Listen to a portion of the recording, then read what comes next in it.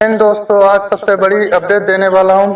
भोजपुरी के power star Pawan Singh और धनंजय सिंह कैसे घूम रहे हैं, इसी वीडियो के बारे में बड़ी अपडेट देने वाला हूं, तो वीडियो के अंत तक जरूर देखें। दोस्तों, आप लोग देख सकते हैं पवन सिंह लखनऊ से निकलकर आए धनंजय सिंह से मिलने के लिए। आप लोग स्क्रीन में देख सकते हैं धनंजय सिंह और पवन सिंह कैसे घूम रहे हैं पार्क में, जो कि बहुत ही जबरदस्त बातचीत कर रहे हैं। क्या बात हो रही है इसकी पुष्टि नहीं की जा सकती, लगभग हो सकता है कि के बारे में हो सकता है। ये वीडियो सोशल मीडिया पर बहुत तेजी से वायरल हो रहा है। ये वीडियो किया है Pawan Singh social media account पर। आप सभी को बता दूं कि धनंजय सिंह एक बड़े सांसद के रूप में जाने जाते हैं। जौनपुर के धनंजय सिंह सांसद बताया जाता है। पवन सिंह और धनंजय का बात हो रही है, बहुत तेजी से वीडियो हो रहा है। कैसा लगा ये वीडियो में कमेंट बताएं। वीडियो पसंद आए तो वीडियो को लाइक, चैनल को सब्सक्राइब जरूर करें। धन्यवाद।